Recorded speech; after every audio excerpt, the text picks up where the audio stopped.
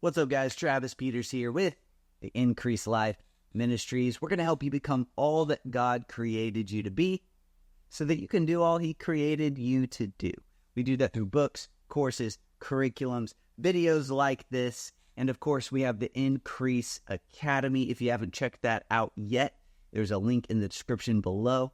We got trainings and lessons and methods and strategies that are going to help you experience increase in every area of life, all backed by God's Word. You'll get access to a community with me and a bunch of friends. You'll get access to weekly Zoom calls with me where we'll help you dial in, and you'll get some custom fit coaching and advice and help to really pull out of you what God has put in you. I want to help you win. That's what we do here at Increase Life Ministries. So links are in the description below. Check those out. And one last thing, if you are not getting our daily emails, they're like daily increase strategies, get on the Devos list below. They are life-changing. They will help you. It's 100% free. Just check it out. Again, link in the description. All right. What I'm going to do today is something pretty powerful. Inside of the Increase Academy, and we do a weekly Bible study and some different trainings and things, I have been going over inside of this book, God's Plan for Man by Finis Dake. You've heard me reference it many times, but there's one piece in particular that I want to read you today. Again, we do this inside of our programs, but I want everybody to have access to this. It's been so powerful for me. In this book, he's got one of the many sections is the 10 laws of biblical prosperity. And it's pretty unique because it's different than probably anything you've ever heard before. This book came out first in 1949, so it's very interesting, very scripture-based, very powerful. But I want to read to you the second law.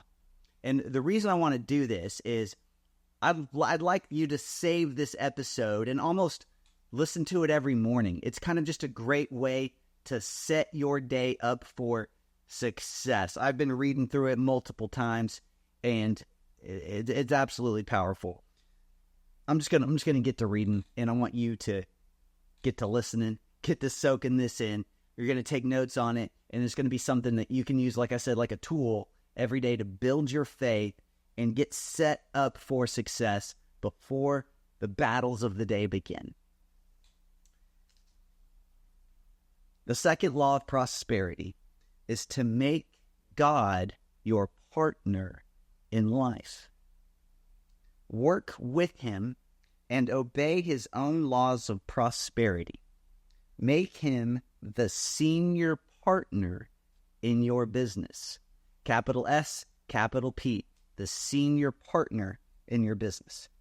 Give Him the seat at the head of the table in all of your business conferences. Recognize Him in all that you do. Keep in touch with Him concerning His guidance in every business deal. Okay, now, you might be saying, Travis, I don't have a business. Think about it as life. You probably have a career, you probably have a job, you have an occupation, maybe you have a business, but maybe you're working on something. Maybe you've got a dream, you got a desire, you got a ministry, you've got a course in you, a book in you, a podcast in you, a YouTube channel in you, a business in you, right? You might have those things in you. Maybe you haven't started them yet. Take this as though you have, and it will help you get those things out of you, okay? Just that part right there. If we just stopped right there. Make Him your senior partner in your business. Give Him the seat at the head of the table in all your conferences. And look, that's something that we do is and we teach this in our programs, is every morning have your CEO meeting with God. And it's quiet. It's before the day has really begun. The house is dark. The house is quiet. No one's up yet. And you're getting with God and you're saying, what are we doing today? What's the plan today? What's the play today? What's my marching orders today? We're having our CEO meeting. God, what do you have for me? He's your senior partner, giving Him a seat at the head of the table. Recognize Him in all that you do.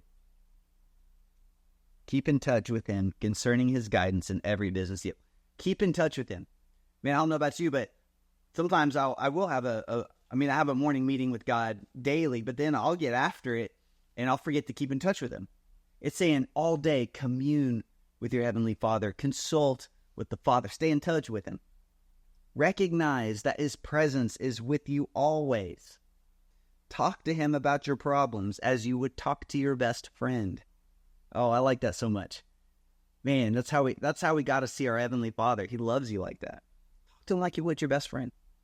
Now, turn all of your problems over to him. Don't make a move without feeling sure that it is the will of God and for the best interest of all concerned. If you will give all your hard problems to God to solve, if you will simply stop fretting, stop worrying over them, and trust God with all of your heart to work things out to his glory and to your good, he will do it. After turning things over to God, don't interfere and don't spoil things. Stay out of them until God works them out. Don't be impatient. Don't be unbelieving.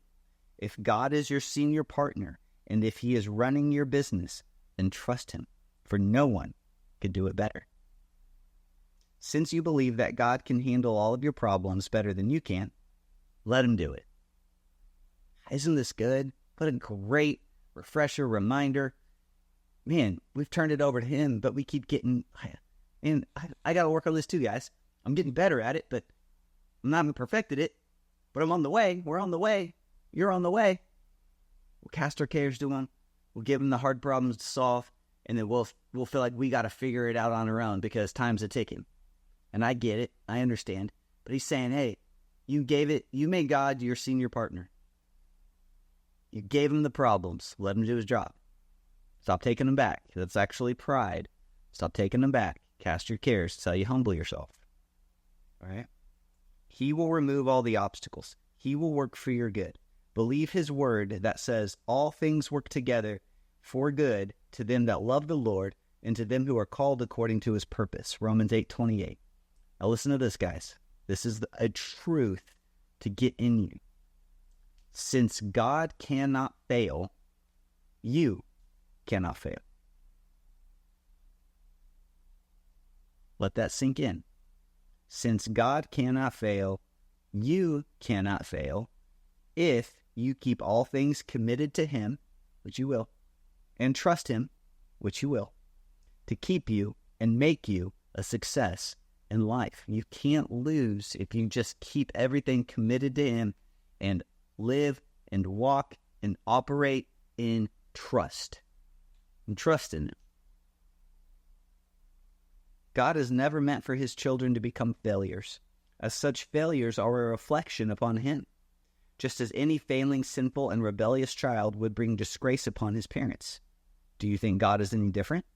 Do you think he'd be glorified by failures on behalf of his children or derive any pleasure from them? Do you think he would desire the worst for his children instead of the best? No. Jesus taught us that God loved us more than we love our own children in Matthew 7. We are the only ones that hold back the floodgates of God's abundant blessing. As long as we believe that God is a hard, unloving Father, we cannot hope to receive these benefits. The truth is that nothing makes God happier than to see his people blessed, happy, and successful in all that they do. Let it be remembered that we said his children are not rebels against him, for they are children of the devil. Real children of God will not get into any business that is sinful. So we say that any legitimate business and anything that is worthwhile, God will prosper in this phase of life. All right? So it's a common thing I hear is like, well, what if this business idea is not exactly what God wants me to do? Well, one, you're going to pray and you're going to get the green light on the inside. And once you got the green light, let's go. Because you're not going to do anything sinful. You're not going to start some kind of shady, sketchy, dirty business. You're not going to do that. Your business is going to honor God because you honor God. He'll bless that. He'll prosper that. Making God your partner implies full surrender of your life to him and obedience to his word in all things with constant dependence upon God to know his will and his ways, which will cause you to prosper. Okay, listen to that again. Making God your partner implies full surrender of your life to him and obedience to his word in all things. So you read something in the word of God and you're not operating that way, you make the adjustment. Oh, I need to work on that. Okay, here's something about slander and gossip. I do that just a little bit. Let me fix that. Let's work on that. Let's tweak that. Oh man, it says you can't have unforgiveness or bitterness in your heart. Man, I still keep thinking about how that guy wronged me 3 years ago. All right, I need to work on that. I need to tweak that. Okay? The person who does that, who's becoming all God created him to be, is going to have the ability to do all that God created him to do. You will continue to work on this and develop in this, and these are the things that will cause you to prosper. So good. Without God's approval and help, you're already headed for failure. But with him guiding your every step, you cannot fail. Be sure that your plans, ambitions, and undertakings are all in harmony with the highest will of God, and then go ahead, fearing nothing. If you want to overcome the obstacles that have been holding you back, start right now by taking God into your life and obeying him, and he will lead you into prosperity.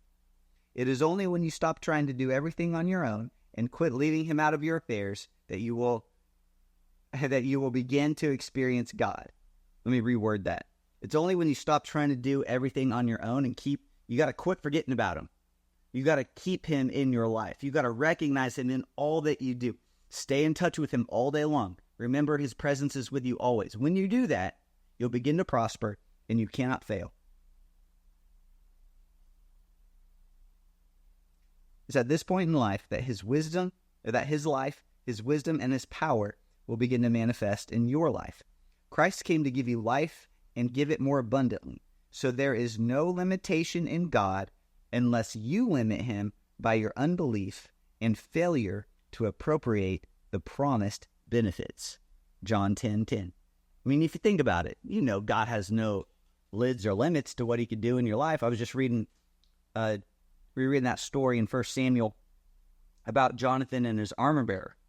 And there's a scripture where basically the Philistines were encamped over here, and they were way outnumbered, and just two of them, Jonathan and his armor bearer, snuck away from Saul's camp to go, essentially, mess with the Philistines over there.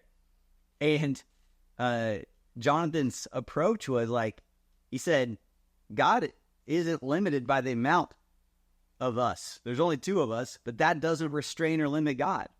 We could be successful with just two people because it's God working through us. Like, man, that's a really bold perspective, but absolutely true. There's just two of them. But God's like, I'm not limited with just two. I can do it with one person. I mean, Samson killed thousands of people with just one person. What we got to do is we've got to take that approach to business, to life, to finance, occupation, career, ministry, calling, everything. Everything. We got to take that approach. There's no limits on God unless we limit him through unbelief. I don't think it's going to work. Well, it is not. I don't believe that's how it goes. Okay. You will lose. But if we work with him and we recognize him, he's with us always. He's our senior partner. We're looking to him for answers. We're turning our hard problems over to him and letting him solve it. We're getting out the way. That's how you begin to prosper. You start to become all that God created you to be. And you start to experience all that he's created for you to experience. And you start to do all the things he created you to do. It's a great way to live. I highly recommend it. So listen to this episode again. This book is amazing. It is, every inch of it is just power-packed with the word and faith and teaching, and it's just absolutely awesome. I did for the people in the Increase Academy, I actually did a deep dive on all 10 laws of prosperity. You can get access to that for free when you join the Increase Academy below. All we ask is that you support the ministry at any amount. There's links below. You'll see it all. But you'll get access to the deep dive I did on all 10 laws of prosperity. But just that one right there is so good. Number 2, I want to read this. I've been reading it nearly every morning and just going over this thing, getting it in me. We've been talking about it inside the academy in our Bible studies and different things that we do. And it's just an amazing one. I hope it blesses you as much as it blesses me. Get this in you. You cannot fail because God cannot fail, and God is in you. Just keep everything committed to him, submitted to him. And just so you know, I'm not preaching any passivity in this. When I say turn your hard problems over to God, you are at attention and you are awaiting your marching orders, your part to play.